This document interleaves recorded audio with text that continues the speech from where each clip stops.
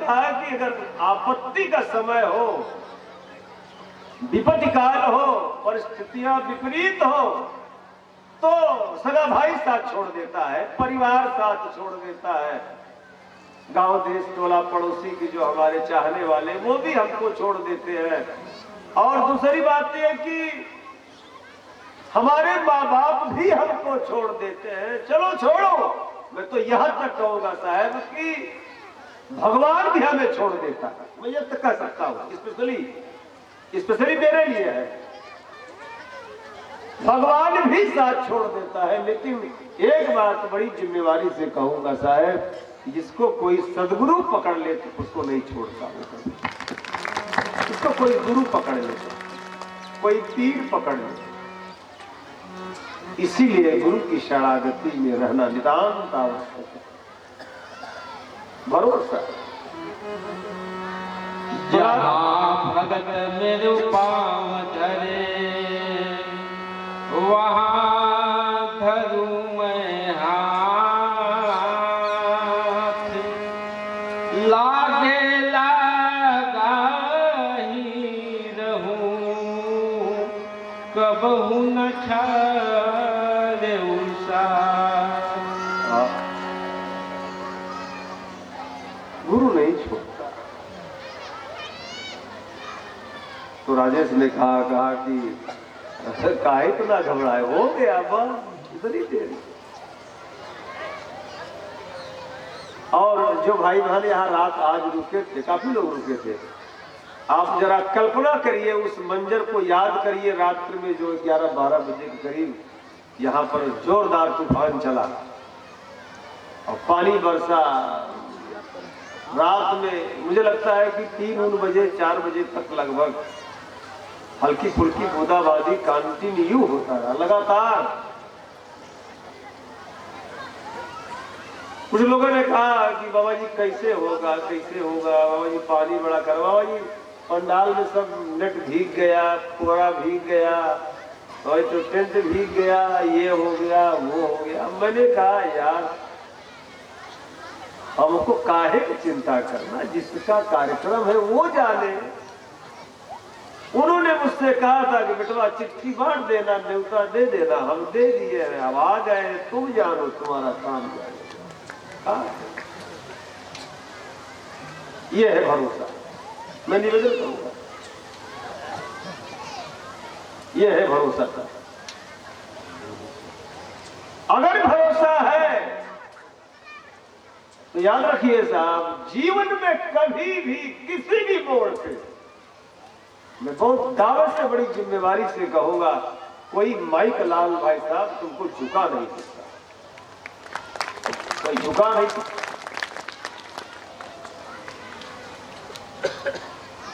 लेकिन भक्ति मार्ग का सबसे प्रबल, याद रखिएगा, इतने लोग बैठे हैं, आप सब पढ़े लिखे, हम तो यार हाई स्कूल फेलियर है। हाँ, लेकिन आप बताओ कि मीरा के पास कौन सी फैक्ट्री चल रही थी, कौन कंपनी रहे भैया, कपड़ा का रहे कि कोरकोरो फैक्ट्री रहे? मीरा के यहाँ कौन बहुत बड़ा एक खजाना था, लेकिन मीरा के पास जो सबसे बड़ा था वो केवल भरोसा। और भरोसा ही भजन है, पूज्य बापू के शब्दों में, भरोसा ही भजन है। भरोसा अगर हमारे अंदर है, और मैं ये भी निवेदन करूंगा, भरोसा अपने इष्ट पर, अपने गुरु भगवान पर। बाबा जी ने कभी कहा था, बोले कि बेटा कहीं भी निकलो, कहीं सेवा में निकलो, कहीं भी किसी गुरु काज में निकलो, किसी संसार के काज में भी निकलो, लेकिन अपने इष्ट को अपने आगे रखो, अपने इष्ट को अपने हमेशा आगे रखो, और पीछे पीछे उसके रक्षे कदम पे चलते रहो, बिल्कुल मनोरथ पूरे होंगे, सफल होंगे। मैं सोच रहा था सुबह भी वर्षा हो रही थी, कुछ बूंदे टपक रही थी। लोगों ने कहा कि अभी भी मौसम खराब है। मैंने कहा कि भैया धर्मेंद्र ने बड़ा बल दिया मुझे, बोले यार बाहर का मौसम भले खराब हो, लेकिन मन का मौसम बढ़िया होना चाहिए। मन का मौसम बढ़िया है अब अजीब बात यह है कि बाहर का मौसम कैसा भी हो, लेकिन अगर हमारे मन का मौसम बढ़िया है तो फिर क्या करना। इसलिए मैं सभी पूज्य भाई बहनों के चरणों में बड़ी विनम्रता से निवेदन पूर्वक कहना चाहता हूं कि आप इतनी दूर से सब पधारे हो और सभी लोग बड़े दिल में जज्बात, बड़े उल्लास, क्योंकि 2020 में गुरु पूर्णिमा का कार्यक्रम नहीं हो पाया कोरोना महामारी के चलते। लेकिन मैं बड़ी जिम्मेवारी से कहूंगा साहब कि कोरोना ने हम पर बड़ी करुणा किया है, बड़ी करुणा किया, बड़ी करुणा किया। आप सभी इतनी दूर से आए हैं, ठंड के मौसम में आप बड़ा अपने आप को तकलीफ सह रहे हैं। मैं जानता हूं जितनी मुकम्मल व्यवस्थाएं शायद आपके लिए मुनासिब हो मिलना, मैं नहीं दे पाऊंगा, क्योंकि मैं आपकी सेवा नहीं कर सकता, मैं सेवा करने के लायक हूं ही नहीं।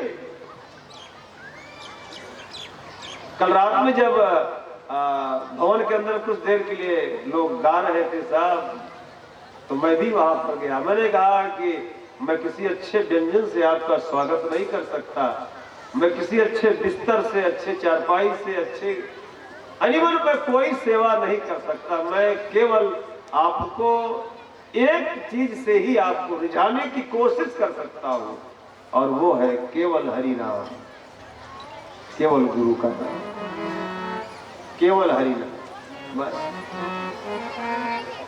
इसलिए मैं आप सभी पूज्य भाई बहनों से निवेदन करूंगा कि जितना समय मिले हम सभी लोग इत्मीनान से और शांति पूर्वक एकाग्र चित्त होकर के, प्रसन्न चित्त होकर के आप आराम से भगवत कथा को श्रवण करें, और जो भी लंगर में प्रसाद की व्यवस्था हो आप उसको ग्रहण करें, भोजन करें और विश्राम करें।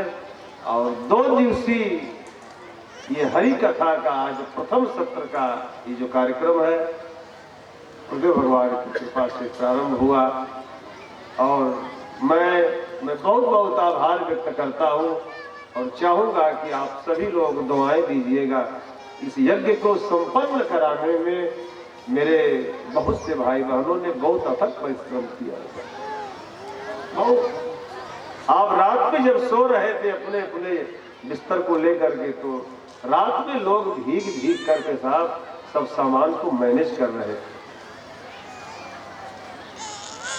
इसलिए मैं निवेदन करूंगा कि कृपया प्रसन्न चित्त होकर के आराम से जो भी वक्ताओं के द्वारा शब्द हो, गीत हो या गद्य के माध्यम से, पद्य के माध्यम, जो भी उनके द्वारा उद्गार हो, हम सभी लोग आत्मसात करें। जो हमारे मतलब की चीज हो उसको साहब कबूल करें, और जो ना मतलब चीज है उसको छोड़ दीजिए।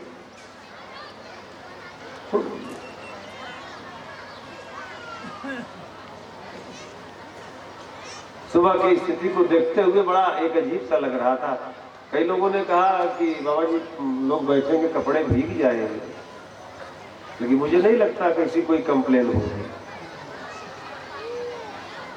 क्यों? क्योंकि क्षण में करें यान के ताना, राम मरम काहू नहीं जाना। तू चाहे तो बुरा वक्त भी टल सकता है, तू चाहे तो बुरा वक्त भी टल सकता है, और तू चाहे तो माथे की लकीरों को भी बदल सकता है। हाथ जिसका भी तू थामे वो चले तेरी डगर, वरना ये पांव कहीं पर भी फिसल सकता है, कहीं फिसल सकता है। इसलिए बहुत अकीदत, बड़ी विनम्रता के साथ निवेदन करूंगा, आइए हम लोग थोड़ी देर हरि नाम का गायन करें, फिर इसके बाद यथासंभव जैसी गुरु की मौज। और मैं 3:30 तक आज के संगत के सत्र का कार्यक्रम ओवर करूंगा, क्योंकि शाम को फिर एक बार हम लोग 6:30 बजे से बैठेंगे रात्रि के 10 बजे तक, ठीक है ना। और उसमें भजन संध्या का कार्यक्रम और सब लोग आनंद लेंगे। क्योंकि 2 दिवसीय कार्यक्रम में मैं सब लोगों के लगभग विचारों को सुनना चाहता हूँ। और बहुत से ऐसे भाई बहन आते हैं कि जो अपने हृदय के उद्गार व्यक्त करना चाहते हैं। यथा संभव यथा समय जैसी गुरु की मौज प्रयास करेंगे। लेकिन उसके पहले आइए हम लोग थोड़ी देर गाया जाए और प्रसन्न चित्त होकर के सभी लोग गाएं। हरि शरणम हरि शरणम हरि शरणम हरि शरणम हरि शरणम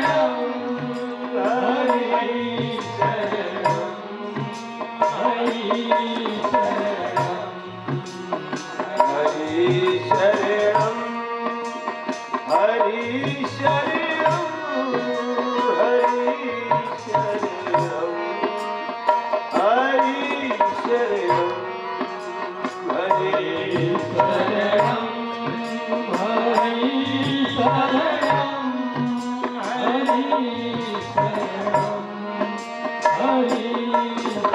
शरणम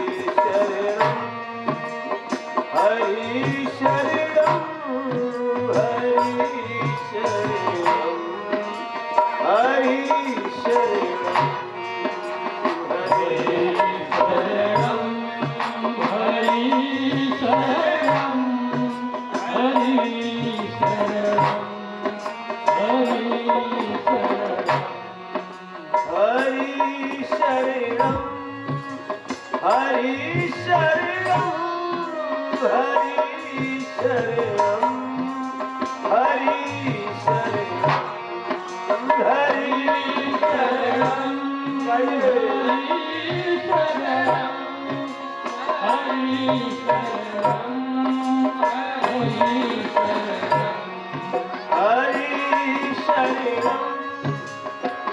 शरणम हरि शरणम हरि शरणम हरि शरणम हरि शरणम हरि शरणम हरि शरणम